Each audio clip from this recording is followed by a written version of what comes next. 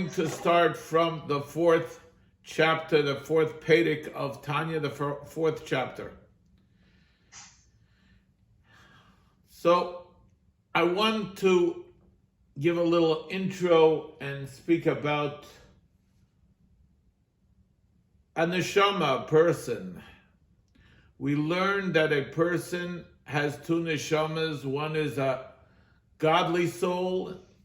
One is an animalistic soul. The animalistic soul a person is born with immediately. And the godly soul is developed. When does a person get that godly soul complete? Is when he becomes bar mitzvah. That's what we learned. The godly soul is an actual piece of godliness. And we learned the animalistic soul is more on the selfish side and the godly soul is more on the selfless side. We also learn that a person that just like God has 10 spheres, 10 divine powers, how he works, how God himself works and manifests himself in the world, a person has 10 potentials.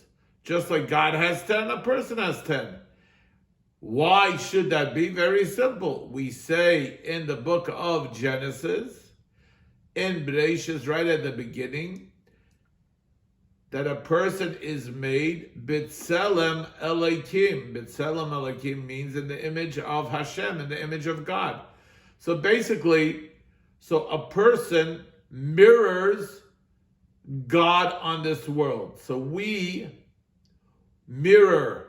physical, finite people, mirror to a great extent the infinite power above.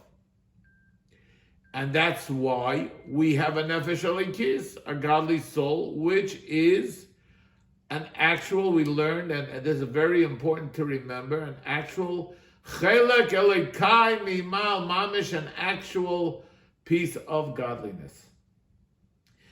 Now we're coming to the fourth chapter, Perek Dalet, the fourth chapter, which speaks about 3 different faculties that a person has.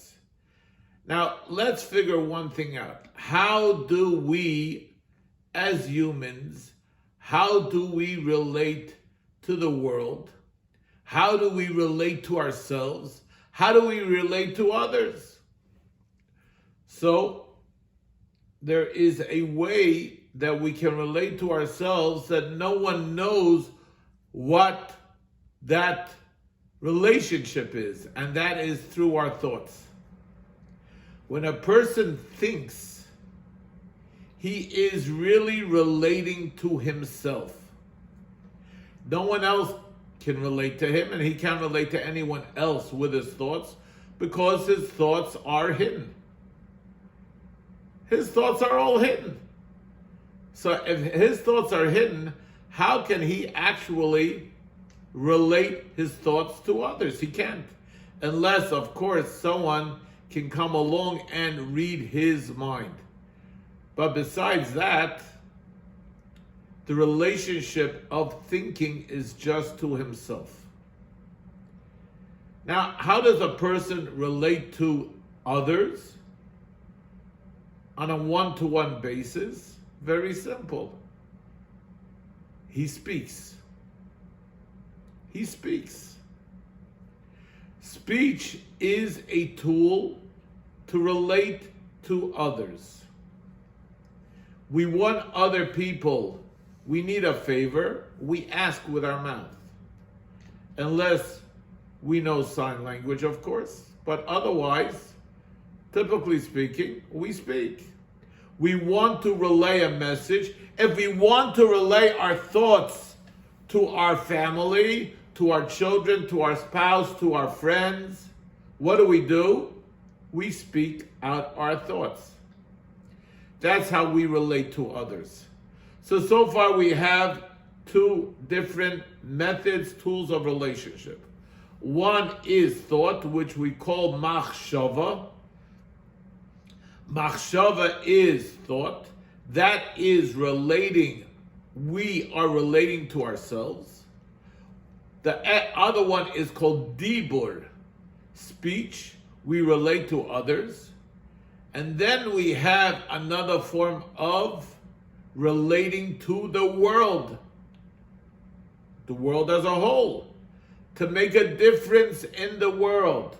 We want to make a difference. How do we relate? Action, maisa. 3 forms of relationship in general. One is, again, machshava, which is thought. The next one is dibur, which is speech. And maisa, which is action. If a person wants to deliver something to himself, he thinks about it.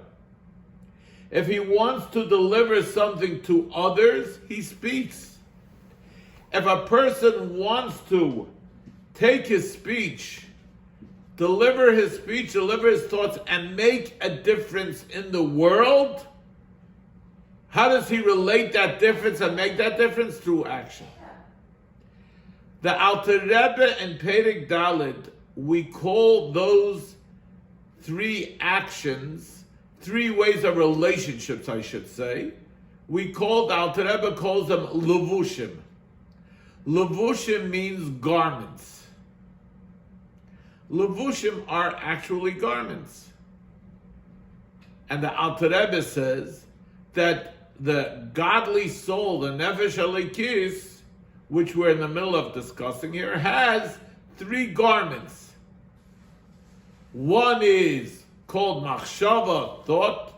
One is dibur, speech, and the other levush, garment, is called maisa, action. So the question is, my machshava, dibur, maisa, is that actually me? Is my machshava, dibur, maisa me, or is it a manifestation of who I am, or is it really who I am? Now let's talk about something. It definitely reveals something about our personality. The way we think definitely reveals something about our personality. The way we speak definitely reveals something about us. The way we act definitely reveals something about us. But is it actually who we are? No, it's not. And the proof to that is, I've said in the past many times, I don't know about you, but by me, many times when I was much younger, you get into trouble, you do something wrong, and your mother or your father comes over to you. Richie, I see you smiling about that. Okay, your mother, your father, my father came over to me and said, Yankel, it's not you. What I did wasn't me. What I thought, speech and action is not necessarily who I am. It reveals something about me, but it's not necessarily who I am. Why does the Alter Rebbe, the author of Tanya, the Baal Tanya, why does he call these 3 tools of relationship, why does he call them levushim, actual garments? Well, very simple. 2 reasons. Number 1, when I am thinking, can I change my thought? Yes. When I am speaking, can I change what I'm speaking about? Yes. When I am doing something, maisa, action, can I change my action to something else? Yes, 100%. Same thing with clothes. I can wear my shirt and 10 minutes later change my shirt. I can wear a suit and 10 minutes later change my suit. Clothes is something you can always change. So is thought, speech, and action. Something you can always change. So that's one reason the Alter Rebbe calls machshava, dibur, maisa, thought, speech, and action, levushim, clothing. Another reason is as follows, and it's so interesting. When we go to Saks Fifth Avenue. As I pick out our clothing, guess what? We're not going to pick out any schmata and put it on. You know why? Because it's not us. How many times do you put on something, a suit or a shirt, and your wife, your spouse, your friend will tell you, it's not you.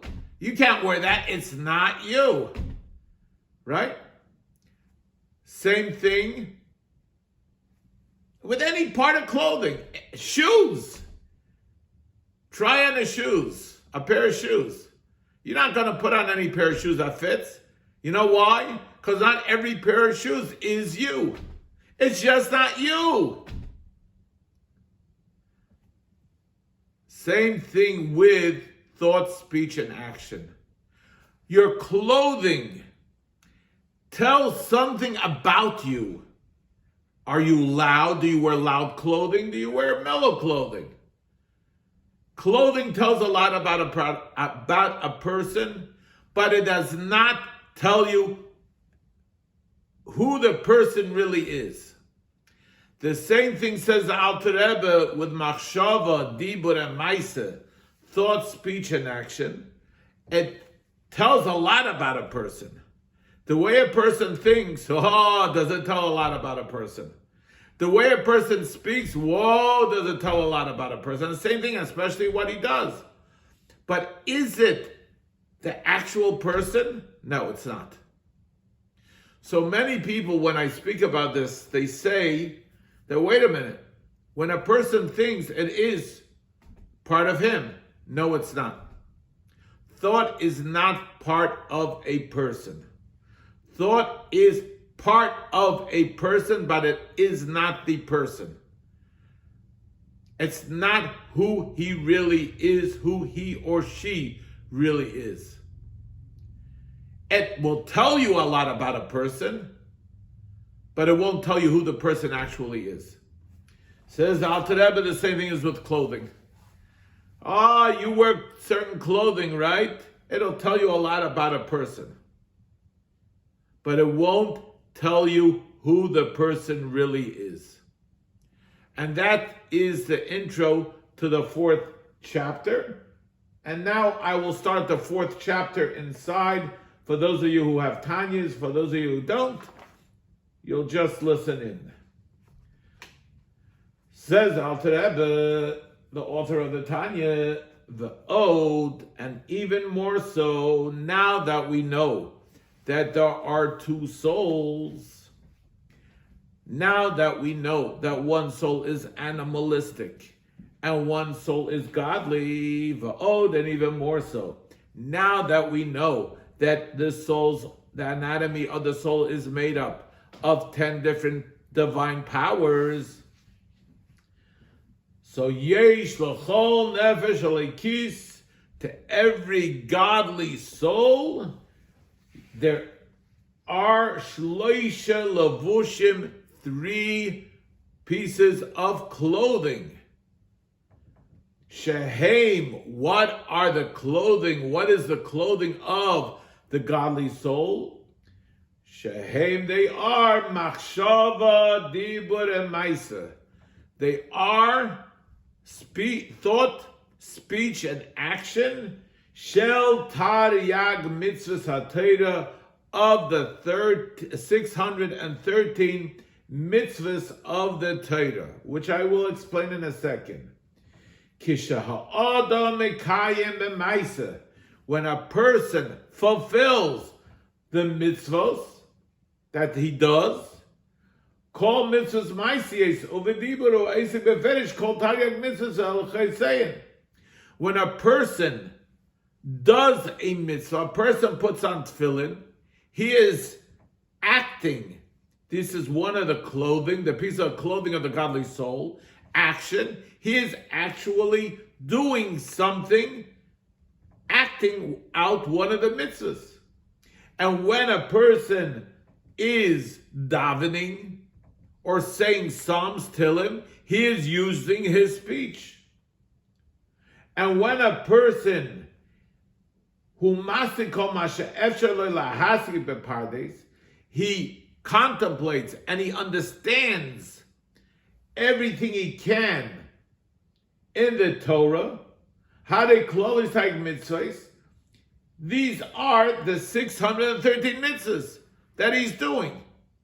So what he actually is doing is using his, again, we're talking about the godly soul. He is actually using his thought, his speech, and his action in 613 mitzvahs. Because when he does a mitzvah, he's using his action. When he speaks, davens, or does something of the sort, speaks out Torah, when I teach Tanya or anything that has to do with Torah, I'm using my speech. And when a person does something or contemplates about Torah, about godliness, he's using his machshava. So the question here is that someone asked me recently was,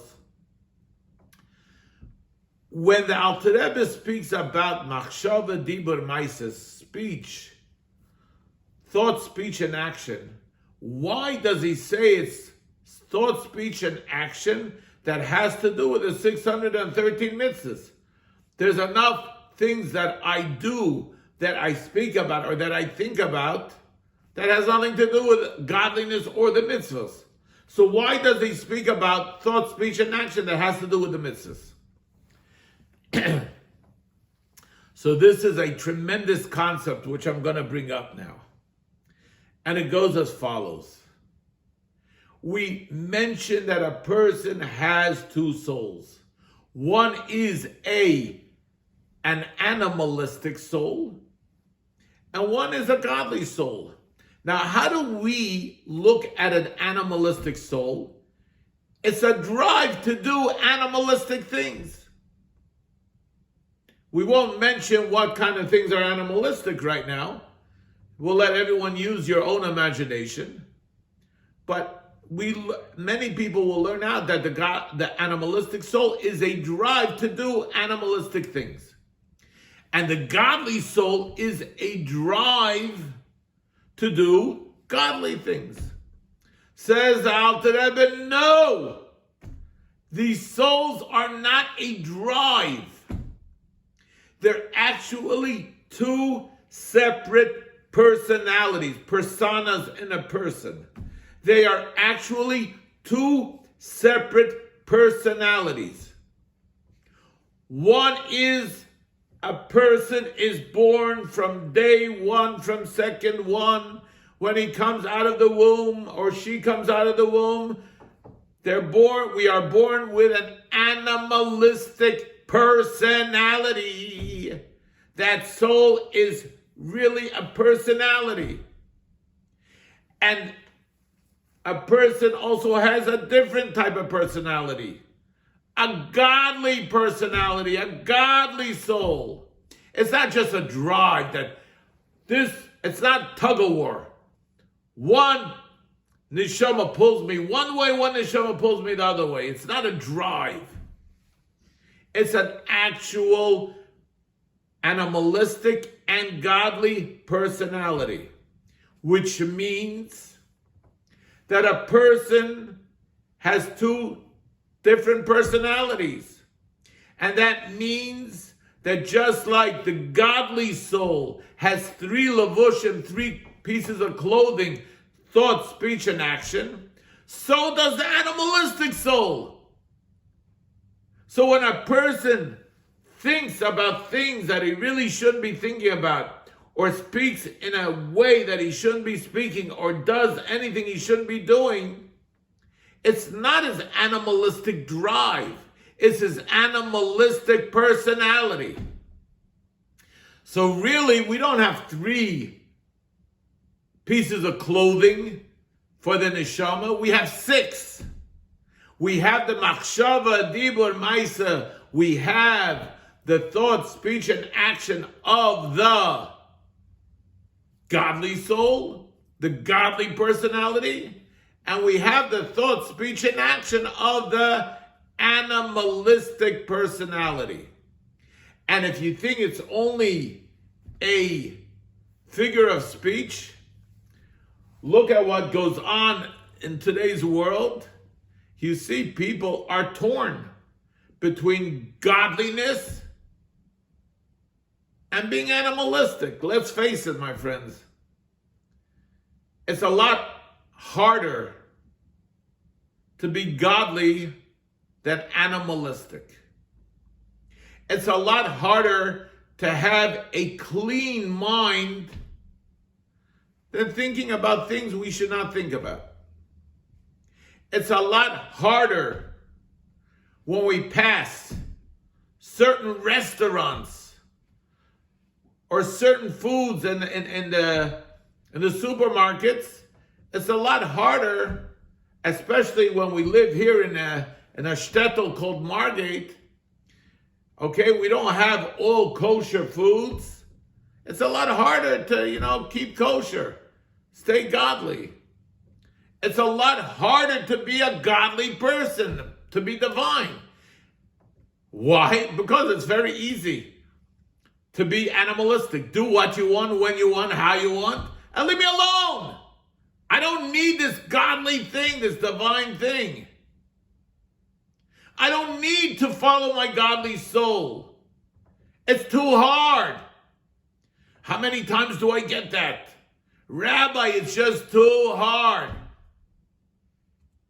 And then comes the question, Rabbi, I tried 1 week, 2 weeks, I tried so hard, learning Torah, doing mitzvahs, putting on tefillin every day, going to shul, to minyan, and doing what I got to do. And then all of a sudden, after 2 weeks, boom, it gets to me. And I fall back, I fell. What do I do, Rabbi? What do I do? I fell. I said, you fell? What do you do when you fall on the street? You get up. That's all. That is the battle of the bulge, as they say. That is the battle that we have throughout our lives. Do we look for the easy way out?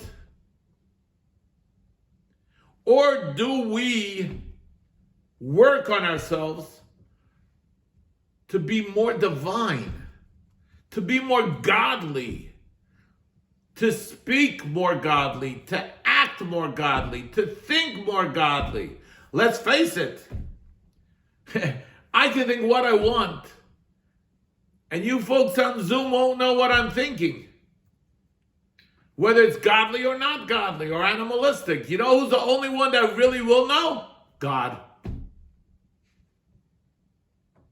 God will know if we're really godly or not. God will know why we're doing certain things. Who are we really fooling? So the answer is we're only fooling ourselves and looking for the easy way out. Why? Come on, Rabbi, I only live once. I only live once. And my question to these people who shoot that comment to me is, you only live once, so you only want to live animalistic that one life? They say, sorry, Doc, but, they say a cat has 9 lives, right? We only have one life. We have one life. We live once. Do we want to be a 2-legged animal, more animalistic, or do we want to be a little more divine, godly, because we are godly? We're born godly. We're born as a piece of God. So, in actuality, the souls, our neshama elikis, and our neshama, our nefesh elikis, and our nefesh habahamis, our animalistic soul and our godly soul, are really 2 completely different personalities. And each one has the 3 garments called speech, thought, speech, and action. God gives us the strength, the tools to either think right, speak right, do right, or do just the opposite. That's what our life is all about, a battle between both personalities. Do we think, speak, and do more godly, or look for the easy way out? What's the answer? The answer is there are times that on one moment you can be godly, and the second moment we can do just the opposite. That's the answer. Why? Because it's a fight till the day we are no more around. It's a fight, it's a battle. But you know what? Whether we have the background, whether we don't have the background, whether we were born into it or we weren't born into it, God put us in the situation that we were born in. And that means we have the power to overcome it. We have the power to overcome all these desires and these lusts. We have the power to become more divine. Even though we weren't born into it, we can become divine of all divine. We can reach the highest levels. We all have koyach, that ability. We just have to want it. As they say in Yiddish, as mervil kenmen. If you want, you really can reach it. But you got to want it sincerely. We'll continue Mirz Hashem next week. It's great to see everyone again. Remember, the new time from now on will be at 7 o'clock in Mirz Hashem. I wish everyone all the best. Be well, stay safe, and we'll see you in Mirz Hashem next week. Sei gesund, everyone. Be well.